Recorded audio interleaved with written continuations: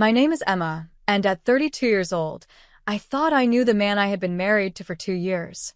We were at the airport, excited about our anniversary trip to Paris, when Michael suddenly turned pale and whispered, "I don't feel well." That's when a security officer looked at me with pure terror in his eyes and said words that shattered my entire world. "You can't be here with him. You're in danger." What happened next revealed a truth so horrifying that it made headlines across the country. If you're watching this story, please let me know where you're from in the comments below, hit that like button, and subscribe to hear more shocking stories about the people we think we know best.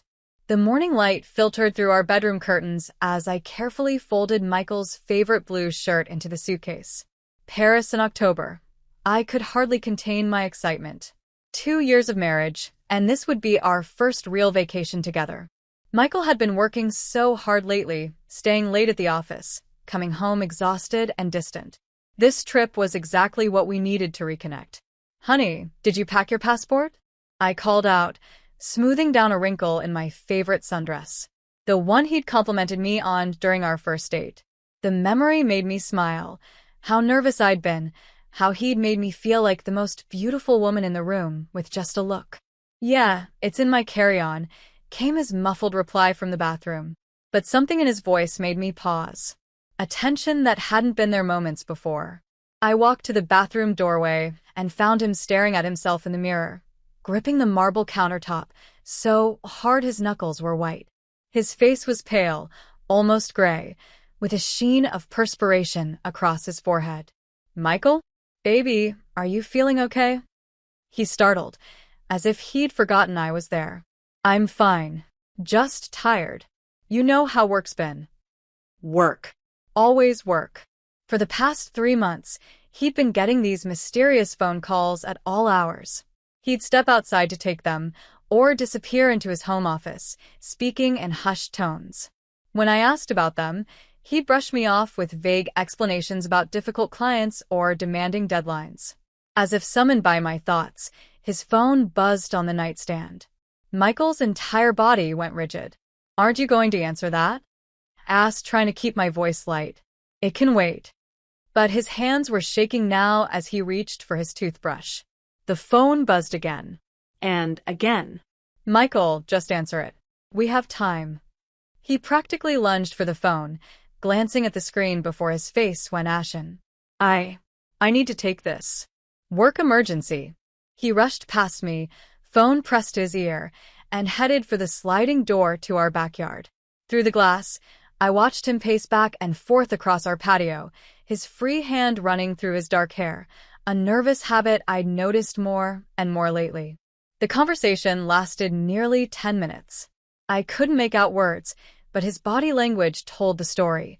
Tense shoulders, rapid gestures, the way he kept glancing back at the house, as if checking to see if I was watching. Which, of course, I was. When he finally came back inside, he was trying too hard to look casual. "Sorry about that. Peterson's having issues with the Morrison account." Peterson was his boss. The Morrison account was something he'd mentioned before. It sounded plausible enough, but something in my gut twisted uncomfortably. In 2 years of marriage, I'd never known Michael to get so agitated over work calls. "Everything okay?" I ventured. "Fine. Perfect. Ready for Paris?" His smile was too bright, too forced. Like he was performing the role of excited husband rather than actually feeling it. The drive to the airport was worse than the morning's phone call.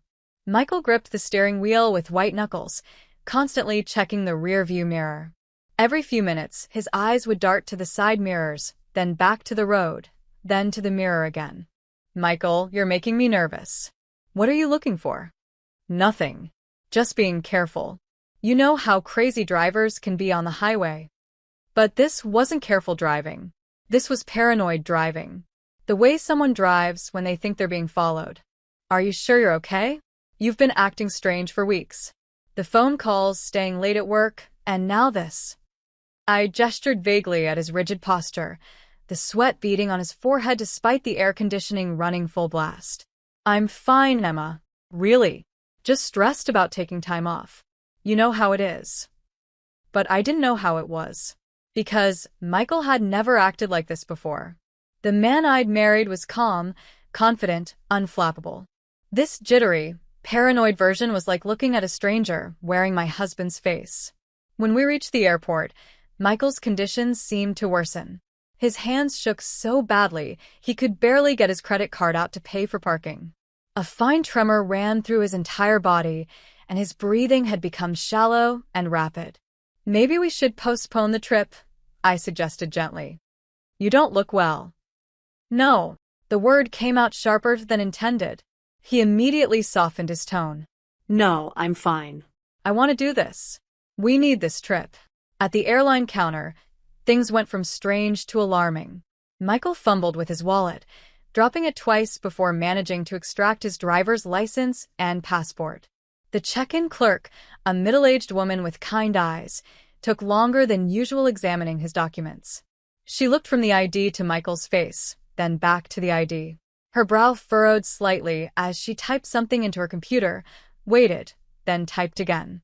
"Is everything all right?" I asked. "Oh, yes, just a system glitch. Happens all the time." But she was still frowning at her screen, and I caught her glancing at Michael with what looked like confusion. Finally, she handed back his documents with a professional smile that didn't quite reach her eyes. "You're all set. Gate 23. Boarding begins in 2 hours." Michael practically snatched his ID from her hand, shoving it back into his wallet with more force than necessary. "See?" "Everything's fine," he said, but his voice cracked slightly on the word fine. The security line was a nightmare. Michael had always been the type of person who sailed through airport security. He knew the routine, had his laptop out and shoes off before we even reached the bins. Today, he stood frozen, staring at the metal detectors like they were instruments of torture. "Sir, you can put your items in the bin," prompted a TSA agent. Michael startled, then began mechanically removing his belt, his watch, his shoes. His movements were jerky, uncoordinated. Other passengers in line began to notice, shooting annoyed glances our way as we held up the process. "Michael," I whispered, touching his arm. His skin was cold and clammy despite the warmth of the terminal. "What's wrong? And don't say nothing, because this is definitely not nothing." He looked at me then, really looked at me, and for just a moment I saw something that made my blood run cold. "Fear." Raw, genuine terror in his dark eyes. I feel dizzy," he whispered, one hand pressing against his stomach. "Like I might be sick." The line moved forward, and we approached the metal detectors. A security officer stood nearby, a middle-aged man with graying hair and kind eyes behind wire-rimmed glasses. He was scanning the crowd with the bored efficiency of someone who'd done this job for years. Then his gaze landed on Michael. The change was instantaneous and dramatic. The officer's casual expression morphed into something I couldn't quite identify: shock, recognition, and then something that looked very much like fear. He took a step forward, his hand moving instinctively toward his radio. Michael saw it too. The color drained completely from his face, and he swayed on his feet. "Emma," he whispered, "I don't feel well. I think I need to sit down." But the security officer was already moving toward us, his eyes never leaving Michael's face. As he got closer, I could see that his name tag read R. Thompson. "Excuse me, sir," Officer Thompson said, his voice carefully neutral, but with an underlying tension. "Could I see your identification again?" Michael's hands shook as he pulled out his driver's license. Thompson examined it carefully, and I watched his jaw tighten almost imperceptibly. "Ma'am," Officer Thompson said, turning to me with those kind eyes that now held a depth of concern that made my stomach clench. "I need you to come with me." "Now." "What? Why?" "We haven't done anything wrong." Michael gripped my arm. "Emma, just do what he says." But Officer Thompson gently but firmly pried Michael's fingers from my arm. "Ma'am, please step away from him. I don't understand what's happening." My voice was getting higher, drawing attention from other passengers. "We're just trying to catch our flight to Paris." Officer Thompson leaned closer, speaking in a low, urgent whisper that only I could hear. "You can't be here with him. You're in danger." The words hit me like a physical blow. What are you talking about? That's my husband. Ma'am, I need you to trust me and come with me right now. Please. Something in his voice, a combination of authority and genuine concern, made me nod. As we walked away, I looked back to see Michael being approached by two more officers. His face was the color of old paper, and he looked like he might collapse at any moment. Officer Thompson led me to a small, windowless office behind the security checkpoint. The walls were lined with monitors showing different areas of the airport, and there was a desk cluttered with papers and empty coffee cups. Please sit down, he said, gesturing to a chair across from the desk. I want to know what's going on. Right now. Where's my husband? What's happening? Thompson sat down heavily and pulled out his wallet. Instead of a driver's license, he showed me a badge. Detective Ray Thompson, Metro Police Department. I'm not just airport security, Mrs. He paused, looking at me expectantly. Davis. Emma Davis. And that's my husband, Michael Davis. Something shifted in Detective Thompson's expression. A sadness that made my heart race even faster. Mrs. Davis, I need to ask you some questions, and I need you to stay calm. How long have you been married to Michael? 2 years. We're celebrating our anniversary. That's why we're going to Paris. The word sounded hollow even to me. And how long did you know him before you got married? We dated for about 6 months. Why are you asking me this? What does this have to do with anything? Detective Thompson opened a thick manila folder and pulled out a photograph. Mrs. Davis, I need you to look at this very carefully. It was a missing person poster, the kind you see on telephone poles and grocery store bulletin boards. The header read, "Missing," in large black letters. Below that was a photograph of a woman with shoulder-length blonde hair, blue eyes, and a smile that could have been my own reflection. Sarah Stone, age 28, 6 months pregnant. Last seen with her husband, Marcus Stone, on October 15th, 5 years ago. I stared at the photograph, my brain struggling to process what I was seeing. The woman looked so much like me we could have been sisters. Twins, even. I don't understand. Who is this woman? And what does she have to do with Michael? Detective Thompson pulled out another photograph, this one a driver's license. The name read Marcus Stone, but the face staring back at me was unmistakably my husband's. Mrs. Davis, your husband's real name is Marcus Stone. And 5 years ago, his pregnant wife disappeared without a trace. The words hit me like a physical blow, and for a moment I couldn't breathe. The small office seemed to shrink around me, the walls pressing in as my vision tunneled. That's impossible, I whispered, my voice barely audible. His name is Michael Davis. I have a marriage certificate. I've seen his driver's license, his passport. All fake documents, Mrs. Davis. Very good fakes, but fake nonetheless. Detective Thompson opened his folder wider, revealing a thick stack of papers, photographs, and official-looking documents. I've been working this case for 5 years. Marcus Stone, the man you know as Michael Davis, was the prime suspect in his wife's disappearance. He vanished right before we could bring him in for questioning. My hands were shaking as I reached for the missing person poster again. Sarah Stone. The resemblance was so striking it was disturbing. Same hair color, same facial structure, same smile. Even our clothing style seemed similar. Sarah was wearing a simple blue dress that could have come from my own closet. This has to be some kind of mistake, I said, but even as the words left my mouth, I knew they sounded hollow. Too many things suddenly made sense. Michael's reluctance to take photographs, his insistence on keeping our relationship private, his refusal to discuss his past in any detail. Mrs. Davis, I need you to think very carefully about your relationship with Marcus. Did he ever talk about his past? His family? Previous relationships? I tried to focus, but my mind felt like it was swimming through fog. He said his parents died in a car accident when he was in college. He said he was an only child. He never mentioned being married before.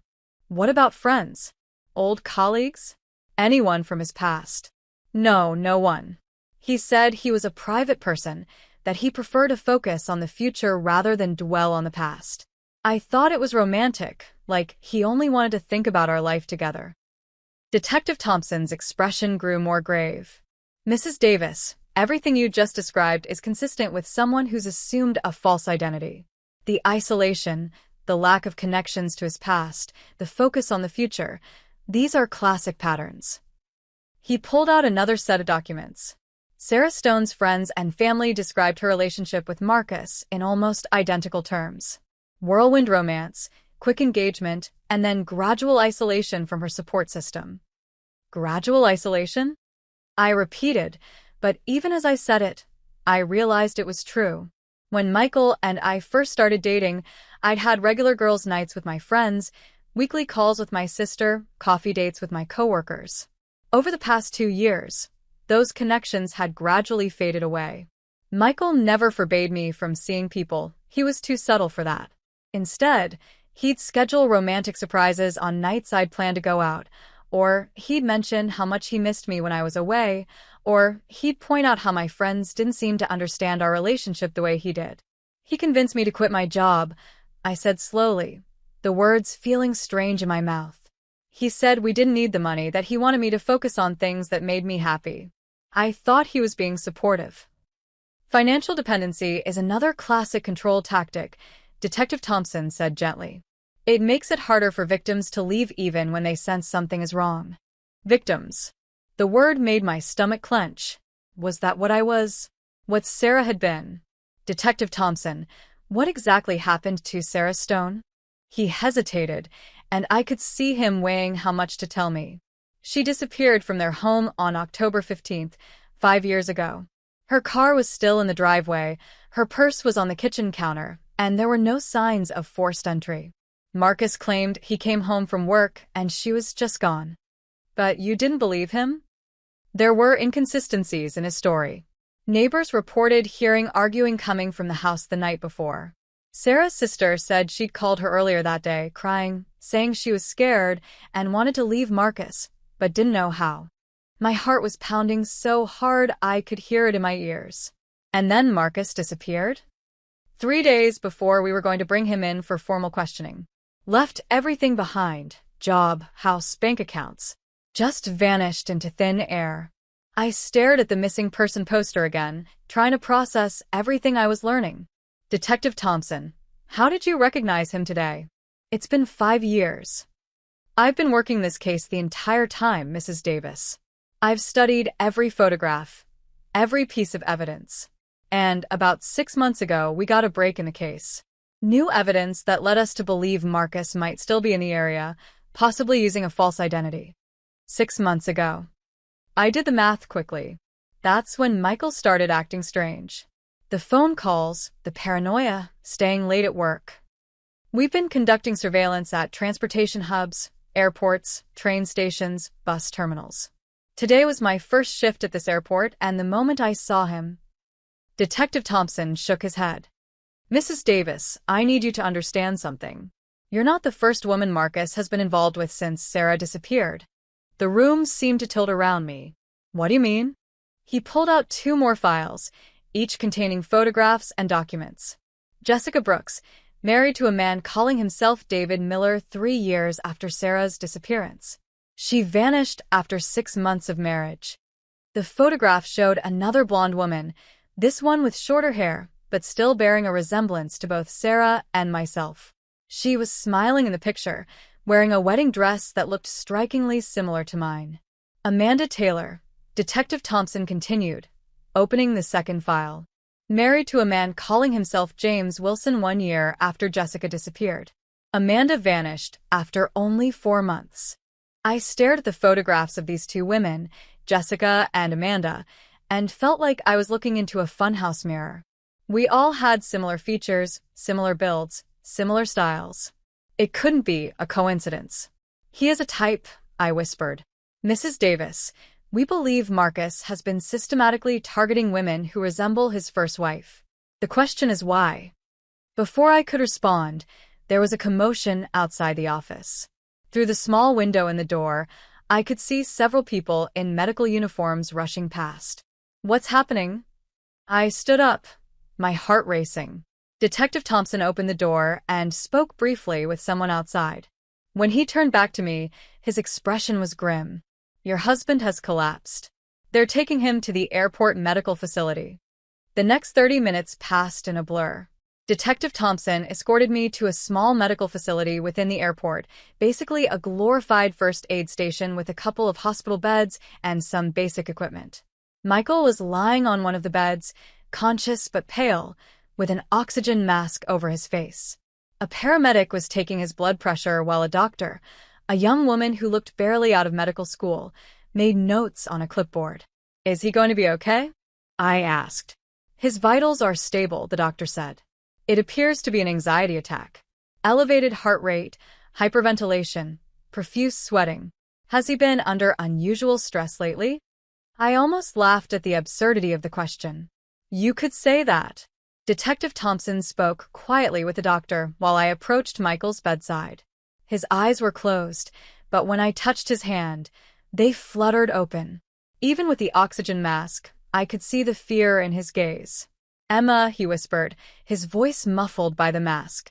Michael, or should I say Marcus, we need to talk. His entire body went rigid, and the heart monitor began beeping more rapidly. He tried to sit up, but I gently pushed him back down. I know, Michael. I know everything. About Sarah Stone. About Jessica Brooks and Amanda Taylor. I know who you really are. Tears began streaming down his face, and he pulled off the oxygen mask with a shaking hand. Emma, please. Let me explain. Then explain. Tell me the truth. All of it.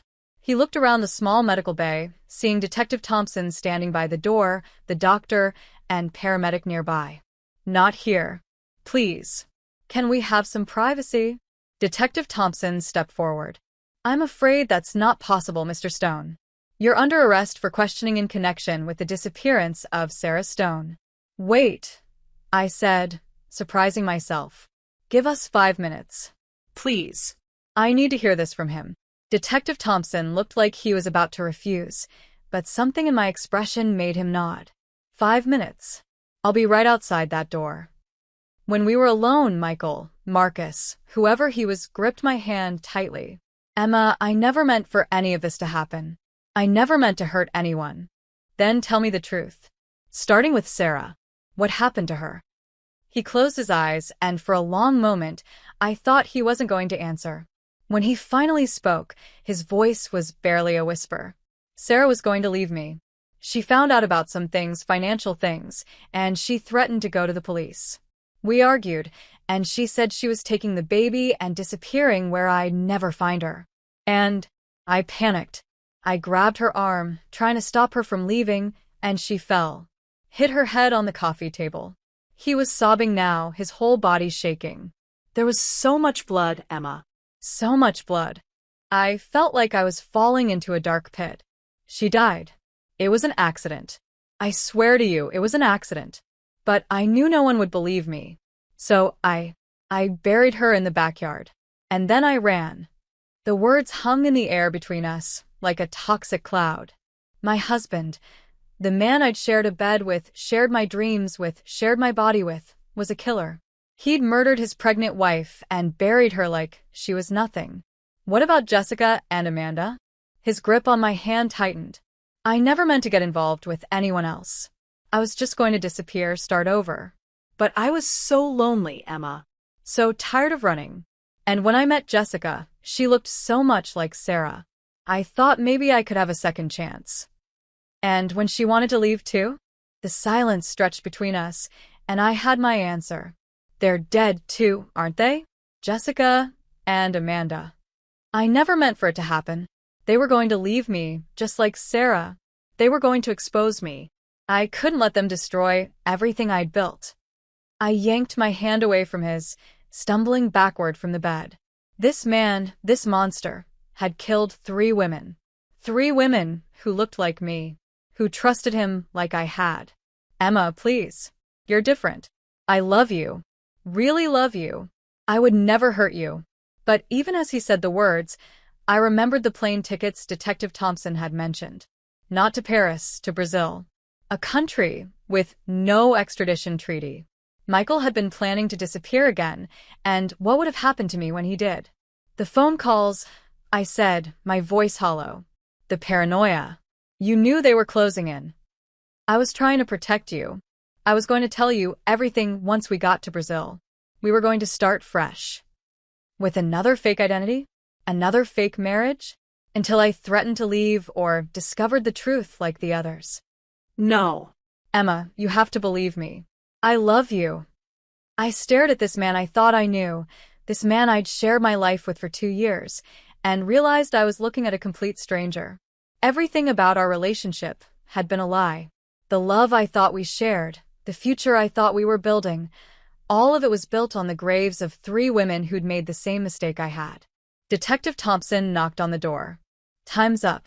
As he entered with 2 other officers, I stepped away from the bed. Michael reached for me, desperation in his eyes. Emma, please don't leave me. I need you. But I was already walking away, Detective Thompson's hand gently guiding me toward the door. Mrs. Davis, one of the officers said as they began reading Michael his rights, we're going to need you to come to the station for a formal statement. I nodded numbly, not trusting myself to speak. As we left the medical facility, I could hear Michael calling my name, his voice breaking on each syllable. But I didn't look back. The police station was a maze of beige walls and fluorescent lights that made everything look harsh and surreal. Detective Thompson led me to a small conference room where he poured me coffee from a pot that looked like it had been brewing since the Clinton administration. Mrs. Davis, I know this is overwhelming, but I need you to understand the full scope of what we're dealing with here. I wrapped my hands around the warm mug, grateful for something solid to hold on to. How long have you known? About Michael Marcus, whoever he is? We've suspected for about 6 months that he was still in the area. We had a break in the case when Sarah's sister hired a private investigator. The PI found some financial records that suggested Marcus had been using multiple identities to access accounts he'd set up before Sarah disappeared.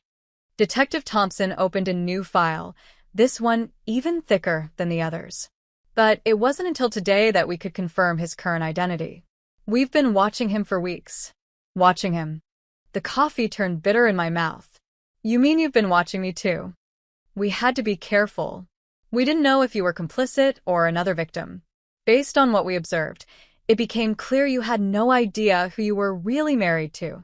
He spread out a series of photographs across the table. Me grocery shopping. Me at the post office.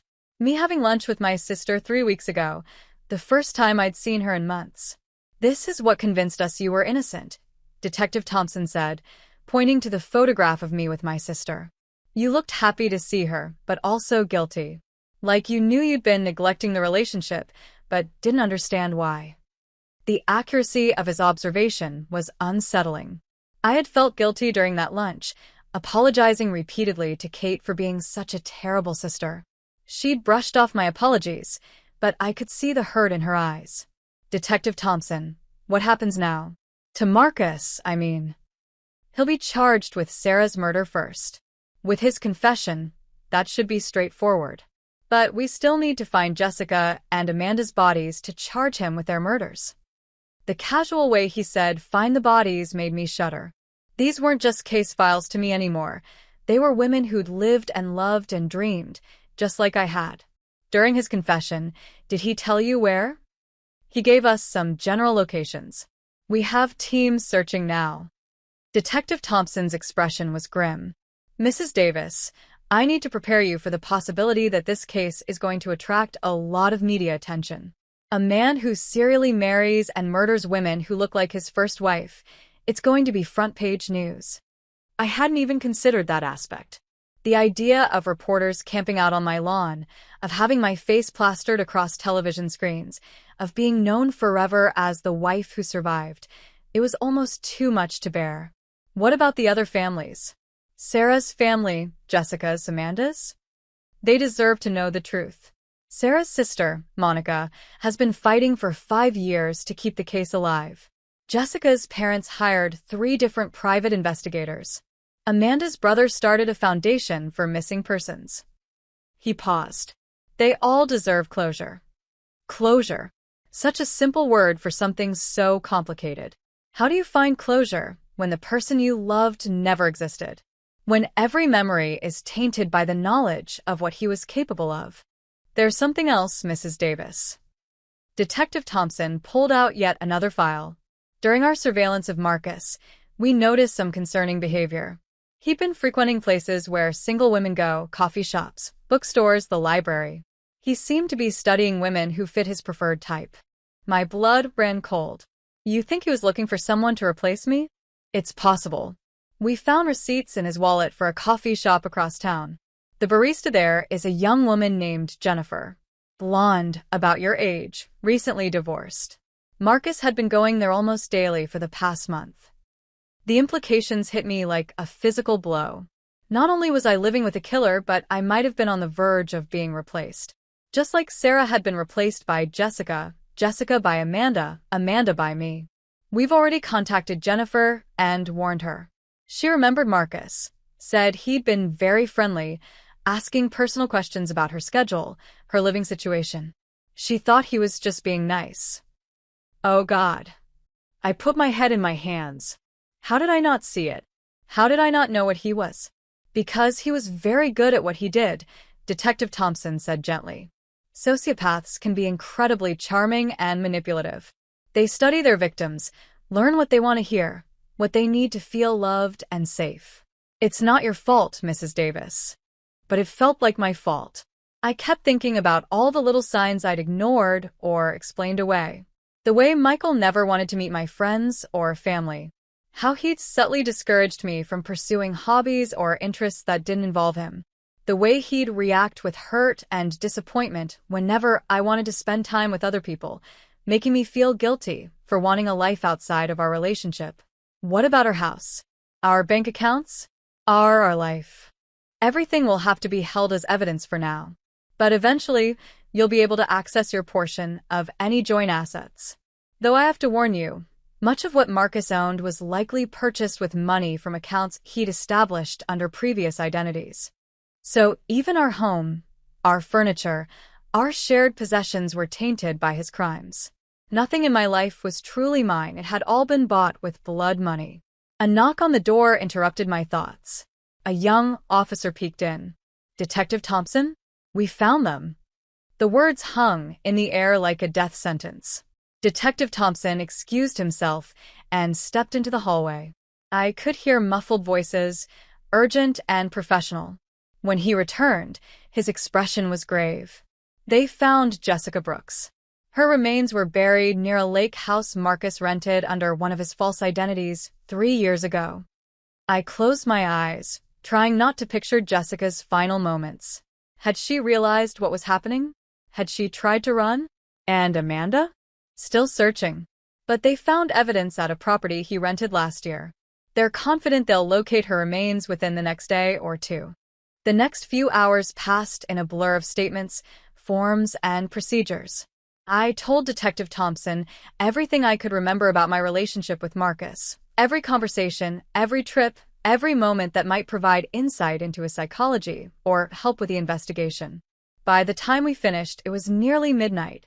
The airport, where this nightmare had begun, felt like something that had happened weeks ago rather than hours. Mrs. Davis, do you have somewhere safe to stay tonight? Family or friends? I thought about my sister Kate, about how I'd gradually distanced myself from her over the past 2 years.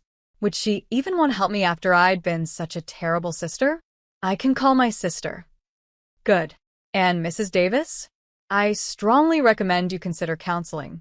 What you've been through, the manipulation, the betrayal, the trauma, it's going to take time to process. As if I could ever process this. As if there was a normal life waiting for me on the other side of this nightmare. Detective Thompson drove me to a hotel near the police station. As we pulled up to the entrance, I realized I had no clothes, no toiletries, no money. Everything I owned was evidence in a murder investigation. The Victim Services Coordinator will help you tomorrow, he assured me. They can provide temporary financial assistance and help you start putting your life back together. Putting my life back together.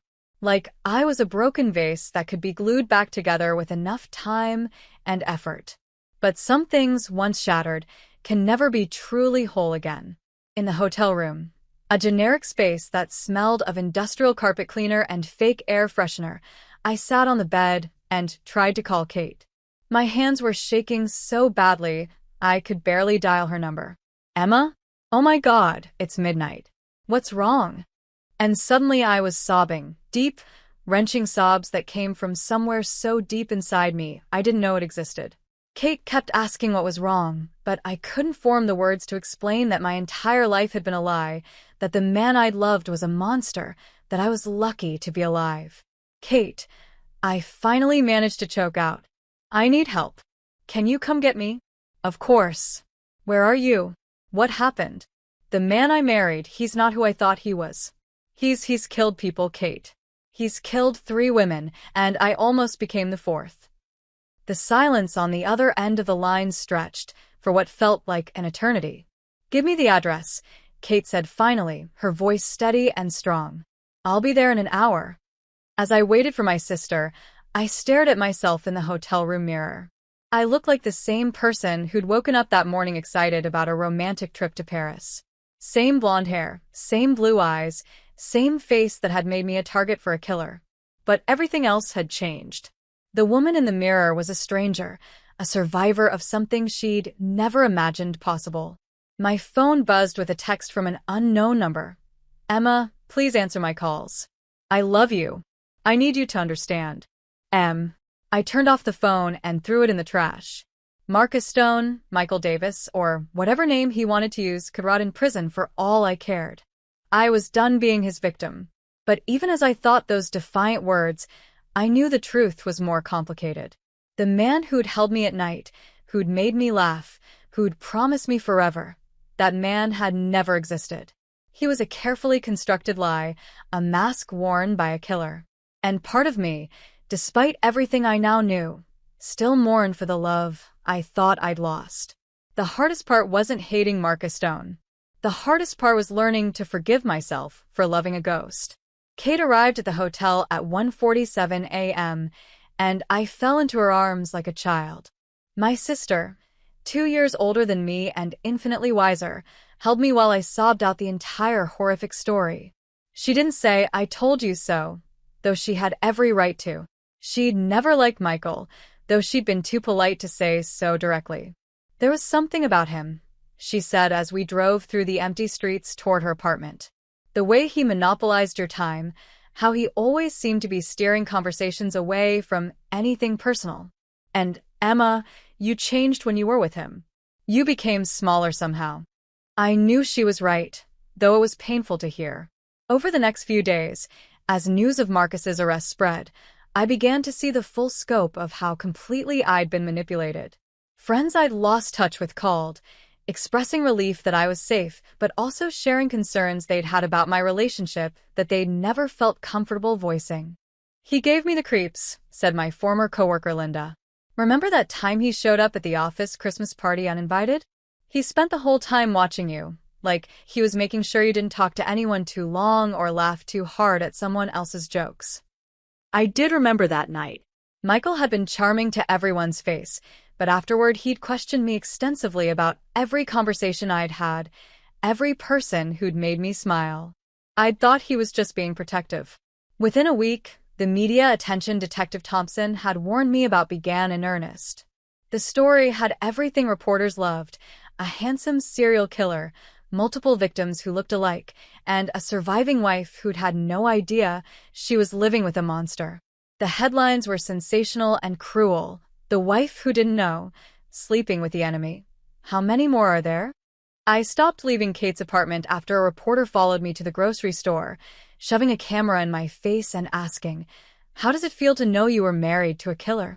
Kate hired a lawyer, David Goldman, who specialized in protecting victims' rights during high-profile trials. The good news, David told me during our first meeting, is that Marcus's confession makes the prosecution's case much stronger. The bad news is that his defense attorney is going to try to paint him as mentally ill rather than criminally responsible. They might try to use your testimony to support an insanity defense. What does that mean for me? It means they're going to try to make it seem like Marcus genuinely believed he loved you and the other victims. They'll argue that his delusions made him unable to control his actions. The thought made me sick. The idea that our twisted relationship could be used to help Marcus escape justice was unbearable. 3 weeks after his arrest, police found Amanda Taylor's remains buried in the woods behind Marcus's former apartment complex. Like Jessica and Sarah, she died from blunt force trauma to the head. The discovery made national news, and suddenly I couldn't go anywhere without being recognized. "You should consider writing a book," suggested my court-appointed victim advocate, a kind woman named Patricia Williams. "Control your own narrative instead of letting others tell your story for you." But I couldn't imagine turning this nightmare into entertainment for others. These weren't just my story. They were Sarah's story, Jessica's story, Amanda's story.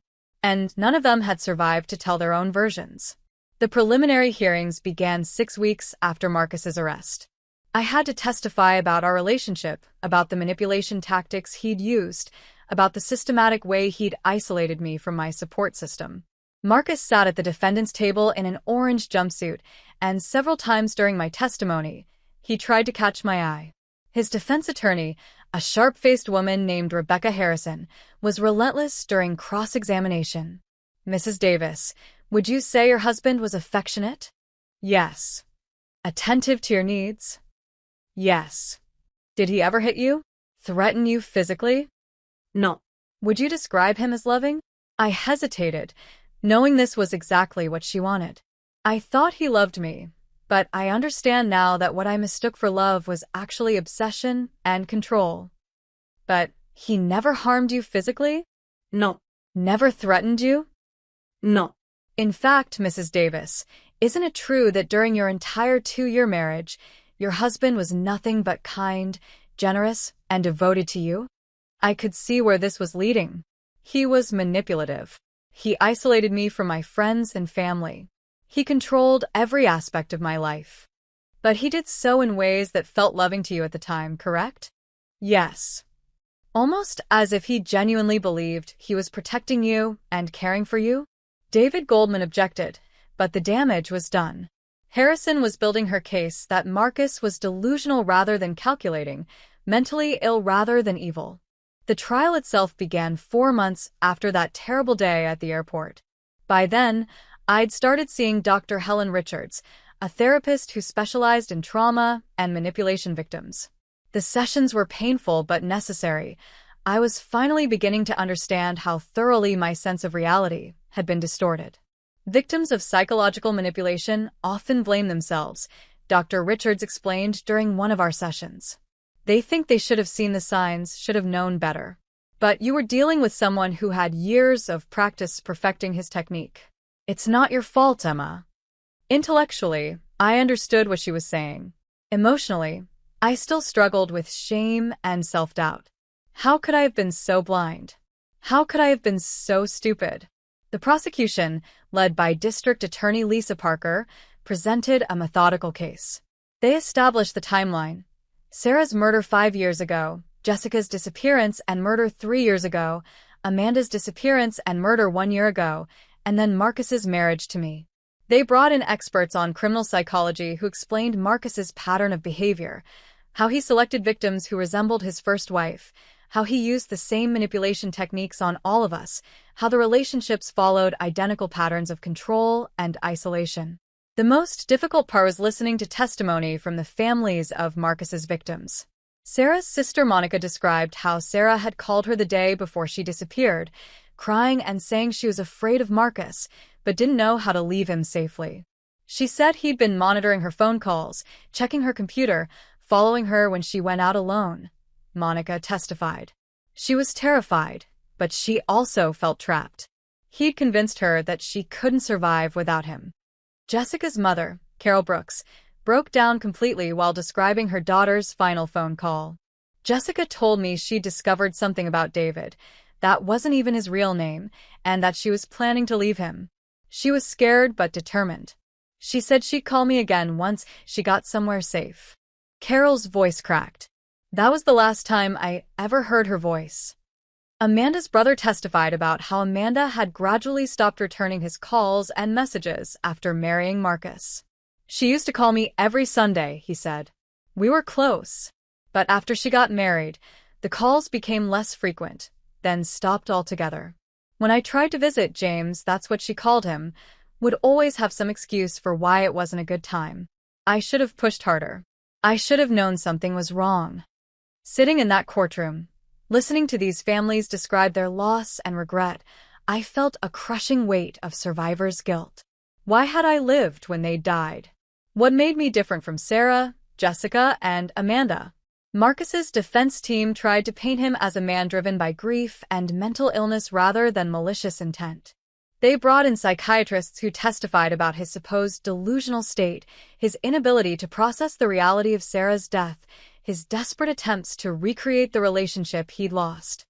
Mr. Stone was trapped in a cycle of grief and magical thinking, testified Dr. Richard Holbrook, a psychiatrist hired by the defense. In his mind, if he could find the right woman, someone who reminded him of Sarah, he could somehow undo the tragedy of losing her. When these relationships inevitably failed to live up to his fantasy, he reacted with violence born of desperation, not calculation.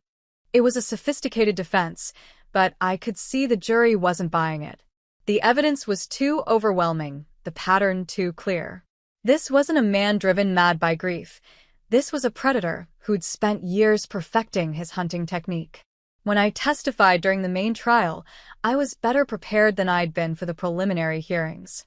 David Goldman and I had practiced extensively, and I was ready for Harrison's attempts to portray Marcus as a deluded romantic rather than a calculating killer. Mrs. Davis, Harrison began during cross-examination. When your husband told you he loved you, did you believe him? At the time, yes.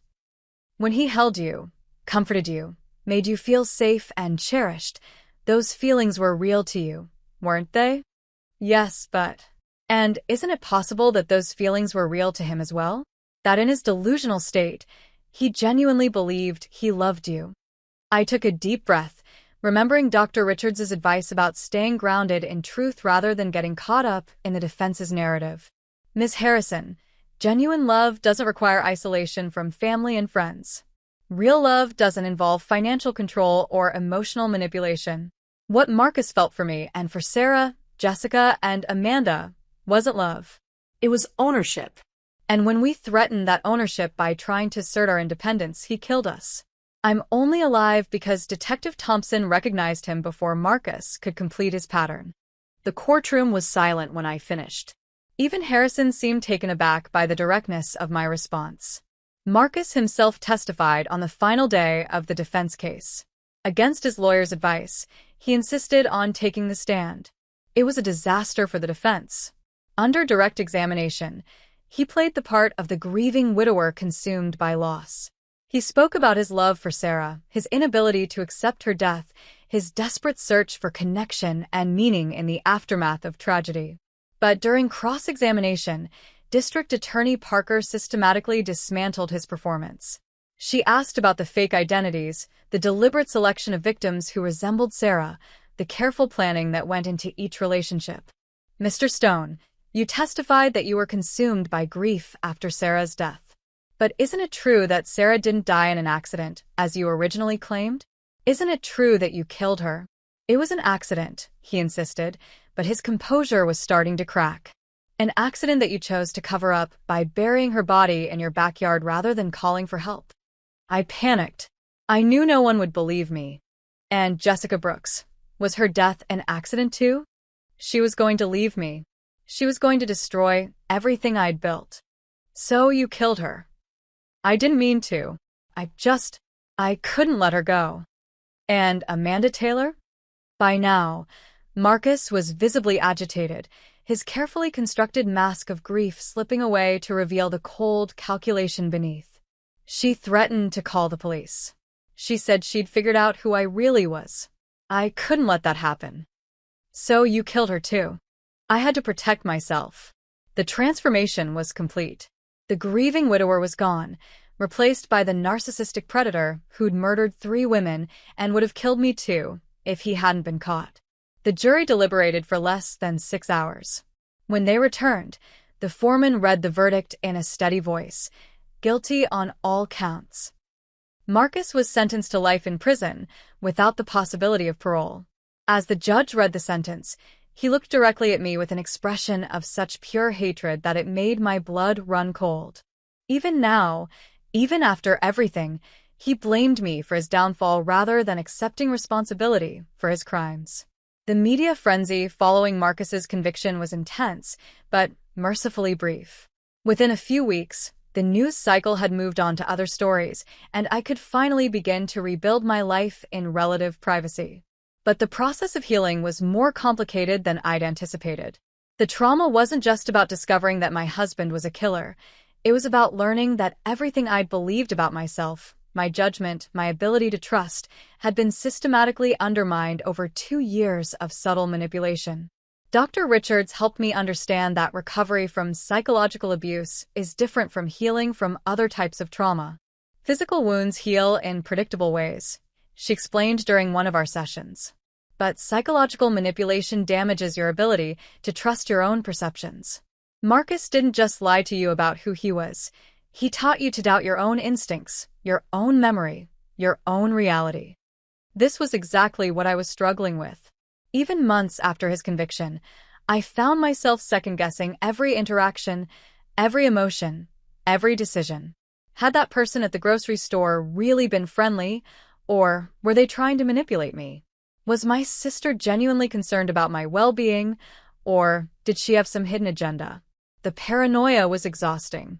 I joined a support group for survivors of domestic violence, even though I initially resisted the label. I'd never been hit, never been threatened with physical violence. But the other women in the group helped me understand that abuse takes many forms. He didn't need to hit you, explained Sarah. It was jarring to hear that name, but this Sarah was very much alive, a vibrant woman in her 40s who'd escaped an abusive marriage of her own. He had you so thoroughly controlled through emotional manipulation that physical violence was unnecessary. You were already isolated, financially dependent, and programmed to doubt your own judgment. The support group became a lifeline. These women understood the shame, the self-doubt, the way abuse victims blame themselves for not recognizing the warning signs. They didn't judge me for having loved Marcus, for having believed his lies, for having been fooled so completely. 6 months after the trial, I received my first letter from Marcus in prison.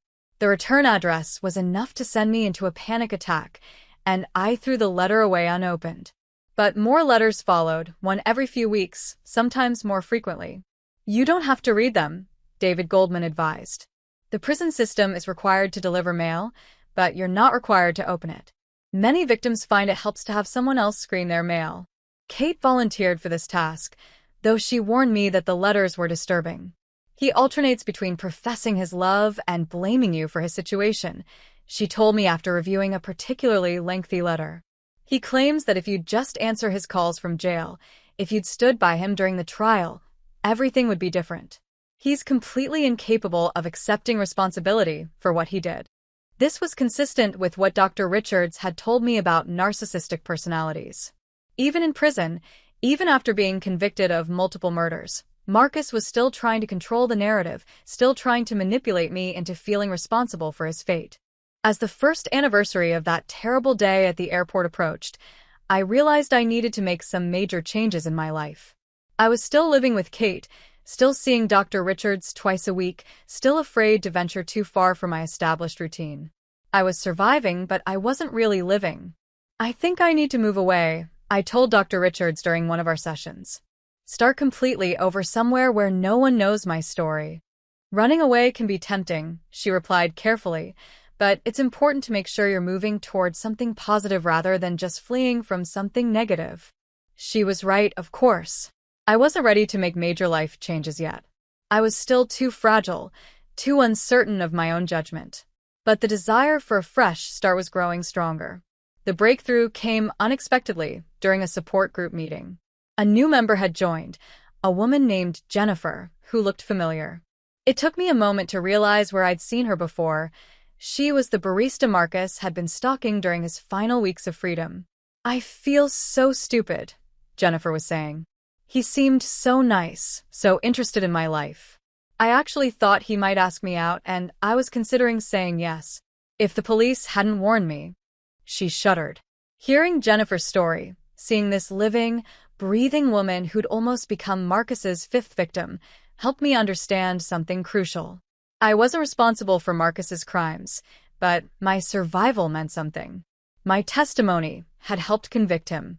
My story had helped educate others about the warning signs of manipulation and abuse. Have you ever considered speaking publicly about your experience? Asked Dr. Patricia Williams, the victim advocate who'd worked with me during the trial. There are organizations that would love to have someone with your perspective talk to young women about recognizing manipulation tactics. The idea terrified me, but it also felt like a way to reclaim agency over my story. Instead of being forever defined as the wife who didn't know, maybe I could become the woman who survived and helped others survive too. My first speaking engagement was at a small college about an hour from Kate's apartment. I was so nervous I could barely hold my notes steady, but the audience was respectful and engaged. During the question and answer period, a young woman raised her hand. How do you trust your judgment now? How do you know if someone is genuinely nice or just a good manipulator? It was the question I'd been grappling with for months, and I surprised myself with the clarity of my answer. I don't think you ever completely get past that doubt, I admitted. But I've learned to pay attention to how people make me feel about myself. Marcus made me feel special, but also smaller. He isolated me from other relationships and made me dependent on his approval. Healthy relationships do the opposite. They encourage you to maintain other connections, to pursue your own interests, to trust your own instincts. After the talk, several young women approached me privately to share their own experiences with controlling partners.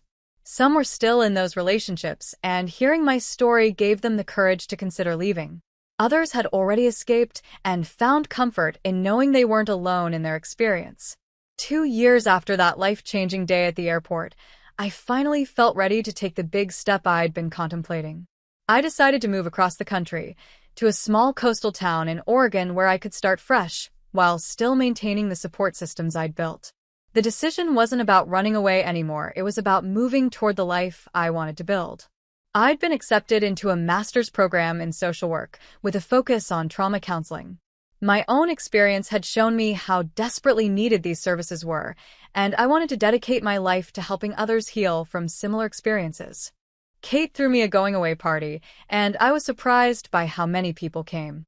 The women from my support group, colleagues from the part-time job I'd taken at a nonprofit organization, even some of the law enforcement officers who'd worked on Marcus's case. It was the first time in 3 years that I'd been in a room full of people and felt genuinely happy rather than anxious. You've come so far, Dr. Richards said during our final session. When I first met you, you couldn't trust your own perceptions, couldn't imagine a future beyond the trauma. Now look at you, you're about to start graduate school. You're helping other women through your speaking engagements. You've rebuilt relationships with family and friends. You should be proud of yourself. Pride wasn't something I was comfortable with yet, but I was beginning to understand what she meant. Survival wasn't just about staying alive. It was about reclaiming your life, your voice, your sense of self-worth. The move to Oregon was both terrifying and liberating. For the first time in years, I was completely on my own, responsible for every decision without having to consider how it might affect anyone else. I rented a small apartment 2 blocks from the ocean, and every morning I walked along the beach before classes, breathing in the salt air and listening to the rhythm of the waves. Graduate school was challenging but rewarding. My professors and classmates knew my story. It was impossible to hide in such a small program, but they treated me as a colleague rather than a victim. My lived experience was seen as an asset rather than a liability, and I found myself becoming increasingly confident in my academic abilities. During my second semester, I met Tom Peterson in a statistics class that neither of us particularly enjoyed. He was a fellow social work student, a quiet man with kind eyes who decided to change careers after working in corporate finance for 10 years. What drew me to him initially wasn't romance, but his genuine interest in social justice and his respectful, unassuming personality. Our friendship developed slowly. We studied together, grabbed coffee between classes, complained about difficult assignments. Tom knew my story, but never made me feel like a victim or treated me like I was fragile. He respected my boundaries without making a big show of it, and he encouraged my independence rather than trying to take care of me. "I like that you have your own life," he told me one evening as we sat on the beach watching the sunset. My ex-wife always wanted to be together every minute of every day. It was exhausting. The contrast with Marcus was stark. Where Marcus had slowly isolated me from other relationships, Tom encouraged me to maintain friendships with classmates and neighbors. Where Marcus had been possessive of my time and attention, Tom respected my need for solitude and independent activities. Where Marcus had made me feel like I couldn't survive without him, Tom made it clear that he valued me as an equal partner, not a dependent. It took me nearly a year to admit that I had romantic feelings for Tom, and another 6 months to risk acting on them. The first time he kissed me, I had a panic attack, not because of anything he did wrong, but because intimate physical contact triggered memories of my relationship with Marcus. Tom was patient and understanding. He didn't pressure me to move faster than I was comfortable with, and he didn't take my trauma responses personally. When I had nightmares, he held me until I calmed down. When I needed space to process difficult emotions, he gave it to me without complaint. Healing isn't linear, he reminded me during one particularly difficult night when I'd woken up screaming Marcus's name. "You don't owe me anything, Emma. I'm here because I choose to be, not because you need to perform recovery for my benefit." These words might have sounded rehearsed coming from someone else, but from Tom they felt genuine. He'd done his own work in therapy after his divorce, and he understood the difference between healthy support and codependency. The 3rd anniversary of Marcus's conviction passed with less fanfare than I'd expected. I marked the day by visiting the beach and thinking about Sarah, Jessica, and Amanda, the women who hadn't survived to rebuild their lives. I felt grateful to be alive, but also aware that my survival carried a responsibility to honor their memory by living fully and helping others escape similar situations. That summer, I received word that Marcus had died in prison.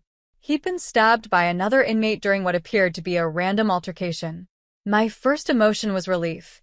He couldn't hurt anyone else, couldn't write any more manipulative letters, couldn't haunt my dreams with the possibility of eventual release. But I also felt a strange sadness. Not for Marcus himself, but for the waste of it all. For lives lost, countless families destroyed, all because one man couldn't accept that he wasn't entitled to own another person's love. I didn't attend any kind of memorial service, didn't speak to reporters about his death, didn't waste time processing complicated feelings about his demise. Marcus Stone had taken enough of my energy over the years. His death was simply the final period at the end of a very long, very painful chapter. By the time I graduated with my master's degree, Tom and I had been together for over a year. Our relationship was nothing like the intense, all-consuming passion I'd experienced with Marcus. Instead, it was steady, supportive, and built on mutual respect and genuine compatibility. We challenged each other intellectually, supported each other's goals, and maintained our individual identities even as we built something together. "Will you marry me?" Tom asked one evening as we walked along our favorite stretch of beach. It was a simple proposal, without fanfare or elaborate planning. Just two people who'd found something worth preserving in each other. "Yes," I answered without hesitation. For the first time since that terrible day at the airport, I felt completely certain about a major life decision. Our wedding was small and intimate, just immediate family and close friends. Kate served as my maid of honor, and Dr. Richards attended as a guest. It was a celebration of healing and new beginnings rather than a fairy tale ending, and it felt perfect for who we'd both become. During my vows, I spoke about second chances and the courage it takes to trust again after betrayal. Tom spoke about the difference between loving someone and claiming ownership of them. There wasn't a dry eye in the small chapel, including my own. 5 years after that life-changing day at the airport, I was working as a licensed clinical social worker, specializing in trauma therapy for women who'd experienced domestic violence and psychological abuse. My client caseload was full, and I had a waiting list of women seeking help. Tom and I were talking about starting a family, something I never thought possible during the dark days after Marcus's arrest. The work was challenging but deeply fulfilling. Every woman I helped heal felt like a small victory against the Marcus Stones of the world. Every client who learned to trust her own judgment again was a testament to the human capacity for resilience and recovery. I still had difficult days. Certain triggers, a particular cologne, a specific type of manipulation tactic, news stories about domestic violence, could send me into an emotional tailspin. But I'd learned to recognize these responses as part of my healing process rather than signs of weakness or failure. The final letter I received from prison came not from Marcus, but from his estate lawyer. He'd left me everything, what little money remained in his accounts, personal possessions that had been held as evidence, even the rights to his life story. It was a final manipulation attempt, a way to force himself back into my life, even after death. I donated the money to organizations that helped domestic violence survivors, the personal possessions I had destroyed. And I firmly refused all offers from publishers and filmmakers who wanted to tell our story. This story wasn't Marcus's to tell anymore. It wasn't even entirely mine. It belonged to all the women who'd lived through similar experiences, all the families who'd lost loved ones to intimate partner violence, all the survivors who were still finding their way back to themselves. On quiet evenings when Tom was reading and I was grading papers or writing treatment plans, I sometimes reflected on the strange trajectory my life had taken. 5 years ago, I'd been a different person entirely, isolated, controlled, living a lie without even knowing it.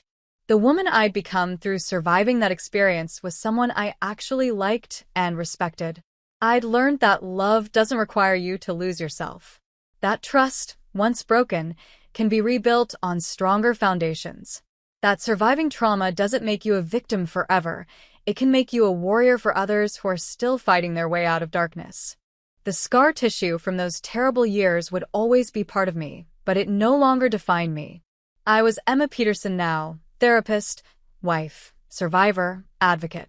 I was living proof that it's possible to reclaim your life from even the most devastating betrayal, and that sometimes the most beautiful chapters begin after you think the story is over. Standing on my favorite stretch of Oregon coastline, watching the sun set over the Pacific with my husband's hand warm in mine, I felt something I hadn't experienced since before I met Marcus Stone. Complete contentment with who I was and where my life was heading.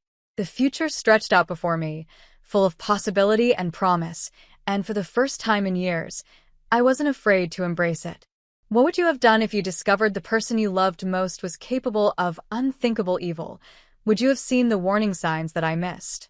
If this story made you think twice about the people in your own life, please like this video and subscribe for more true stories that will make you question everything you thought you knew about trust and betrayal.